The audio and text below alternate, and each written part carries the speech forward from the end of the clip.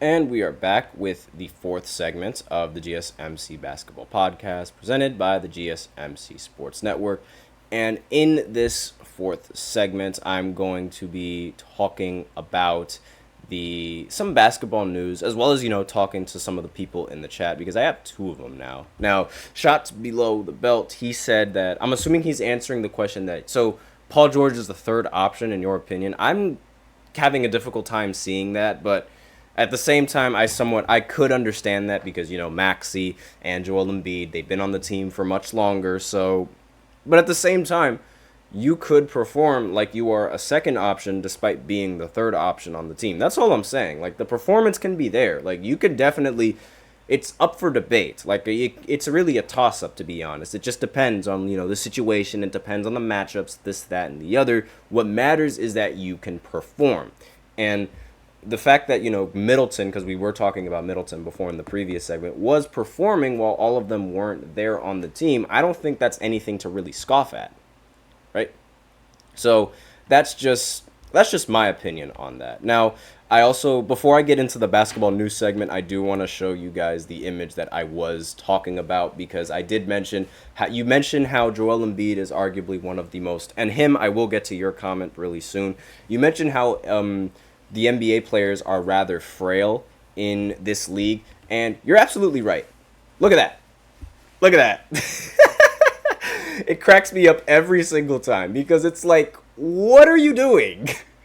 Like, what? What is that? This has got to be like the funniest image in the entire NBA that I've ever seen in my entire life, because it's just like, it's his finger, and you're gonna react like that just off of his finger. And I'll elaborate a little bit more on that if you guys really want me to, but I do want to get into this basketball news segment because, again, like, there was a lot of summer league stuff that happened. But before I do that, I do want to answer this question.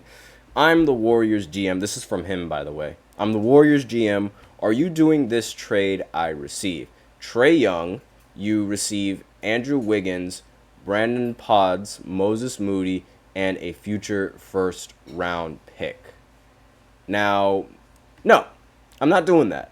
And that's really because I really would much rather have defense as a second option for a guard, because, like, you already have Steph Curry. Yes, fantastic offense, fantastic player, like, just overall. While Trae Young is a great player, and I'm not one of those players that thinks Trae Young is bad, because I really think that he is one of the more underrated point guards in this league.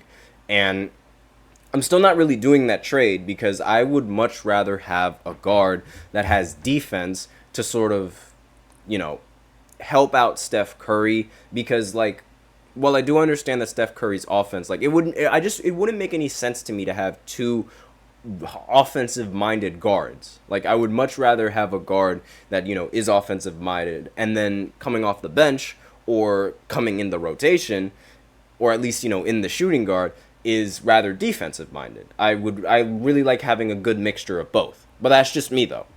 Now, with those things out of the way, I can do a little recap of all of the summer league games that were going on yesterday, because there were a lot of them, and I couldn't really watch all of them, unfortunately. The only summer league game that I paid attention to was the Lakers summer league game, and the lo and behold, hold on, let me just get the image real quick, because it's huge news. Bronny James hit a three-pointer. Yay! Everyone celebrate. The joke is that he's been really, really bad around the NBA, the summer league, and a lot of people have been criticizing him a little bit more than I think they should. People forget that he was the 55 pick in the draft, and people thinking that, since he is LeBron James' son, he is supposed to be playing like LeBron. That's just not entirely true. And there was also some comments on, how should I say, Jaylen Brown. If you remember previously on a previous podcast that I did, Jaylen Brown allegedly made comments thinking that Bronny wasn't going to be a star in the league, or, like, wasn't a pro player. Allegedly, that's what he said. But I really want to point out, Jaylen Brown's first 3 summer league games, he was 5 for 26. Now, that's worse than Bronny's field goal shooting percentage in the summer league, where Bronny is 6 for 26. And look where Jaylen Brown is right now. He's a Finals MVP. Eastern Conference Finals MVP.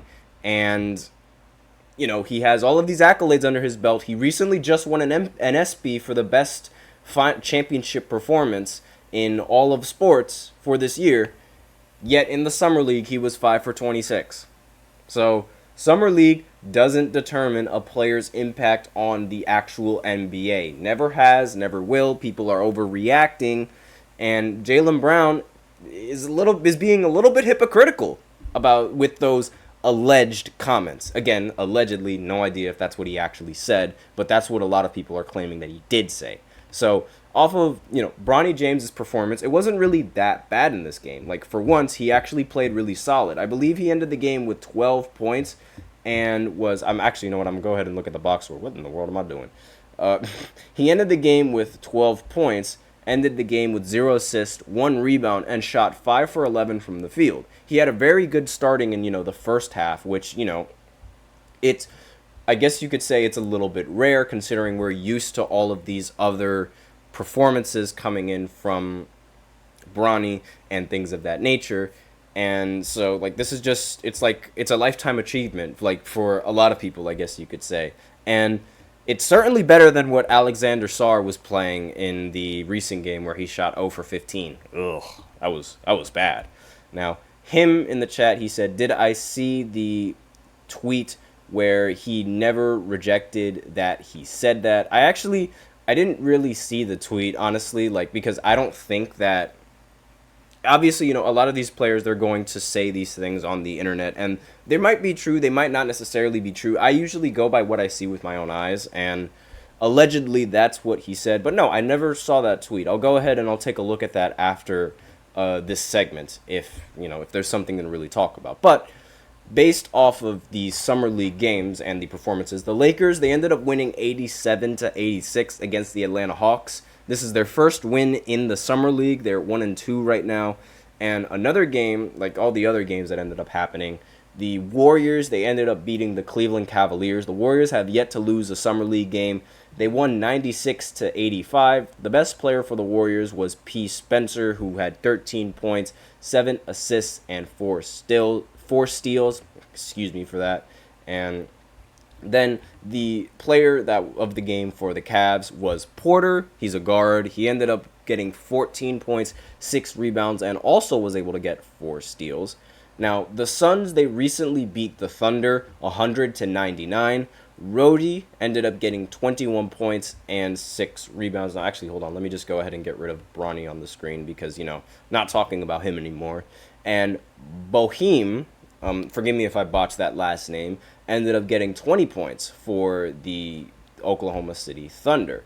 Now, I do see your chat shots below the belt. I will go ahead and talk about that in just after I recap the rest of these games. The Grizzlies, they ended up winning 104-98 against the Orlando Magic. Oh, something about the Orlando Magic. The owner for the Orlando Magic, I know this is a little bit all over the place, but there is a lot to talk about, and I completely forgot to mention that Pat Williams, the Magic co-founder, he ended up passing away recently at age 84, and he won an NBA title as a 76ers GM all the way back in 1983. So just wanted to point that out. Rest in peace, Pat Williams. And, since I was talking about the Magic losing, no better time to do that than there. Now, Scottie Pippen Jr., playing on the Grizzlies, yes, Scottie Pippen's son, playing on the Grizzlies, ended up, I believe that's Scottie Pippen's son. I mean, S. Pippen Jr., who else could it be? He ended the game with 25 points, 9 assists, and Da Silva ended the game with 17 points and 6 rebounds for the Magic. Now, the Celtics, they ended up beating the Hornets in the Summer League game 89-84. Ramsey was the best player for the Celtics, 15 points and 3 steals. And Simpson was the best player for the Hornets, 19 points, 6 assists. I'm saying their last names, by the way. Now, Raptors, they ended up losing to the Jazz 86-76. And Freeman was the best player for the Toronto Raptors. That's obviously, his name is ridiculously long. And it's so long it's not even popping up on the box scores. Good Lord. Ended the game with 24 points. Hendricks ended the game with 23 points and 9 rebounds. That was arguably the best performance for the Utah Jazz. Now, the Kings, they ended up losing to the New York Knicks 105-106. And Kolek for the New York Knicks ended up scoring 21 points, 8 assists, and Ellis for the Sacramento Kings ended up getting 29 points, 6 assists, and 4 blocks. And finally, the final game that happened yesterday, the Heat blew out the Dallas Mavericks 92-79. Ware was the best player for the Heat, ended up getting 24 points, 10 rebounds, and 3 blocks.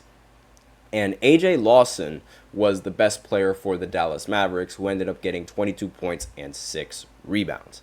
Now, that was all of the Summer League games, and I just recapped all of them. Now, Shots Below the Belt said, people confuse the NBA draft for the NFL draft. When college players are drafted to the NBA, they need a lot of practice time on the court. Some quality coaching, basically building their confidence up. Yes, that is true. That is what they have to do. But I feel like that's also what they have to do for the NFL.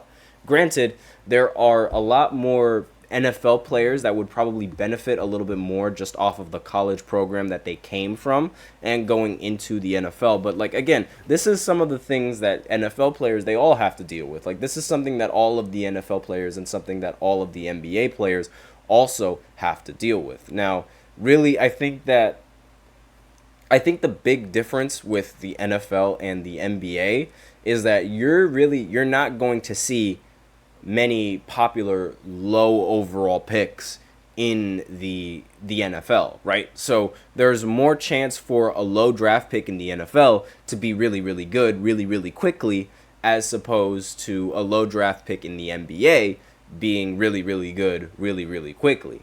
Like, especially when you're in Bronny's case. Like, I don't think there's ever going to be a popular 55 overall pick like Bronny ever again. But that's besides the point. So with that out of the way, that's the end of the 4th segment. So now we will go ahead and go into the 5th segment, where I talk about Steve Kerr and his opinions on the rotation, because he did mention how there are a lot of... He did mention some of the things with the starting lineup and how he's proud of and like what he intends to move forward. So I'm just going to talk a little bit about that in the next segment right after this short break. Be sure to stay tuned.